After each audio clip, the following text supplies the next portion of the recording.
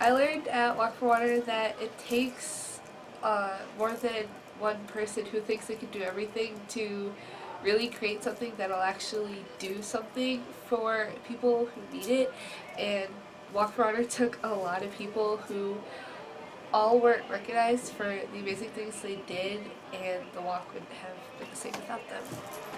From Walk for Water this year, I learned a lot about leadership. I learned that you have to listen to others' ideas and be able to be collaborative and work together to get things done. I also learned about friendship and how important it is to surround yourself with people who you know are going to help you and be supportive so that you can all work towards one goal and make something amazing happen like Walk for Water. Go. So at Walk for Water, I learned that with planning, you need to have people that you can rely on to get things done like quickly, and that you have to have lots of patience with people because you have to listen to everyone's ideas and have an open mind about things. Good. Walk for Water taught me that we take for granted our resources, like leaving the water running while we brush our teeth. And it taught me that in a really fun way by actually experiencing what people in Africa go through, like how they have to walk 2 hours or more than 2 hours just to get water. Go. I learned from Walk for Water that we are privileged children and that we take water for granted because in the Middle East and Africa, not everyone has access to clean water or any water at all. And privileged children take water for granted because they take like 30-minute showers and they don't think about how that water could save people's lives in other parts of the world. Well, I mean, the entire walk kind of, because it wasn't really just like a chore, it was kind of more emotional to me because my grandparents grew up in like a village in India and they had to do that every day. And it just hurt my shoulders the day after that, and like, man, they must have felt that all day. Well, it's not the most easy thing to obtain in some countries, especially the quality of the water, and that's why we have to help them more because they don't have as much as we do, so we can't take that for granted. It kind of changes you a little bit because you realize that it's not like, I mean, obviously we did it in indoors, so it was air-conditioned building, but most people have to do this in the heat. Hi, I'm Rania Svea, and I'm a 7th grader, and this year I had the amazing opportunity to help out with the Walk for Water organization thing.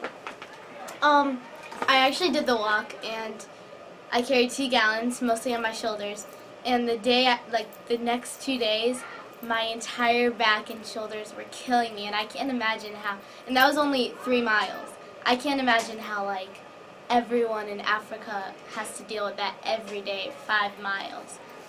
It was so bad. And it was just such a great experience to learn, because I knew that, I had to be careful with my brushing teeth, turn off the water, don't take too long showers, all of that, but like I didn't really know how much they had to go through carrying the water back and forth and how dirty it was and how infants die like every 30 seconds.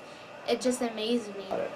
Definitely get as many people involved as possible because it's easier to organize everything, and definitely do it because I enjoyed it a lot, and I found that it was not easy for everybody or for the people who do walk every day to get their water in all parts of the world. While I was doing Walk for Water, I realized that like if I was a girl and I lived in Africa and I had to do that like every single day and not go to school, that would be really bad.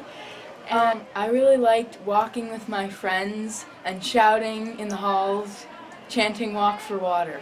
What I learned from Walk for Water is that not everybody on the earth has access to clean water or water, period.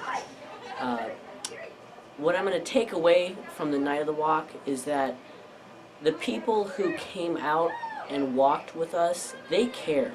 And they care for the people who don't have water and who don't have access to anything that can help them, let's say, make food.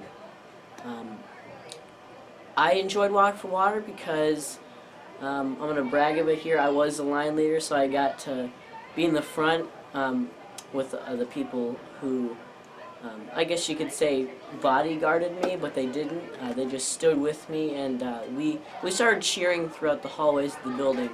And that to me meant so much because I knew that they cared and they wanted to be The here. Walk for Water was a great experience for me. It really taught me about the hardships of people in Africa and what they face, and how little things like leaving the water on while brushing your teeth can really add up and make a huge impact if you prevent those kind of things. It also was really fun in the sense that I actually felt what it was like to be an African boy, and like how you can't go to school because you have to walk several miles each day just to survive, which is kind of crazy.